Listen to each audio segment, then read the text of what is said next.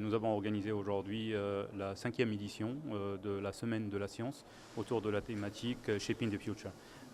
C'est une occasion pour les étudiants, les chercheurs de l'UM6P, mais aussi de toutes les universités ici au Maroc, les décideurs politiques, les industriels, d'échanger avec des scientifiques de renommée mondiale sur les technologies qui vont impacter l'avenir de l'humanité, que ce soit dans le domaine de l'agriculture, le domaine de la santé, le domaine de l'architecture et autres domaines scientifiques. C'est une occasion pour nos chercheurs de partager les technologies sur lesquelles ils travaillent. C'est l'occasion aussi d'apporter la voix des Africains par rapport à ce monde de demain, puisque une bonne partie de technologies qui vont impacter le monde de demain vont voir le jour ici en Afrique.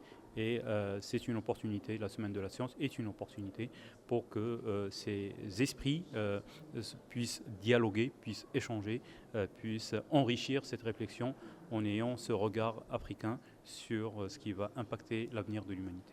Mais en réalité, on peut l'appeler tous les noms qu'on veut. L'important, c'est pourquoi est-ce qu'on est ici.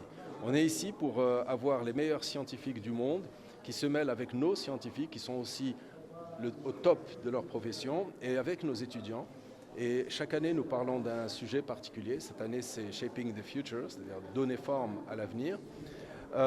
Pourquoi est-ce que chaque année, nous organisons une semaine de la science? C'est pour souligner à quel point la science est utile au développement. En fait, elle est nécessaire. On ne peut pas développer notre cher pays si nous ne devenons pas, nous aussi, des scientifiques et des techniciens, sciences et techniques au plus haut niveau.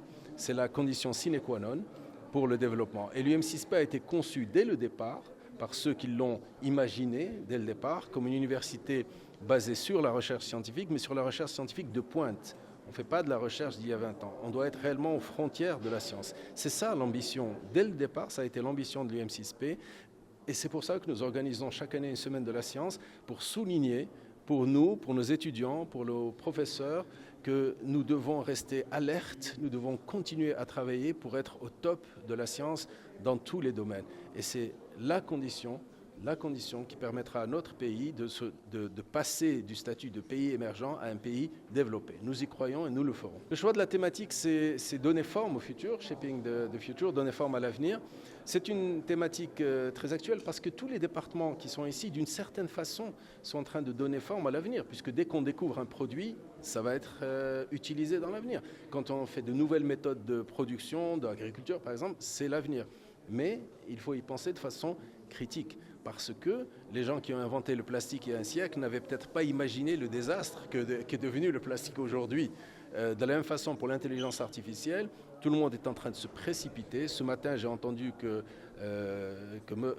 Elon Musk allait sortir lui-même son je ne sais pas comment il appelle ça, Grok, intelligence artificielle. Tout le monde se précipite, on met des centaines de milliards de dollars là-dedans.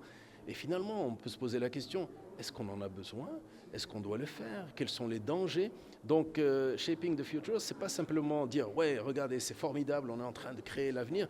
Il faut se poser une question, est-ce que l'avenir qu'on est en train de créer, c'est réellement l'avenir dont on a besoin?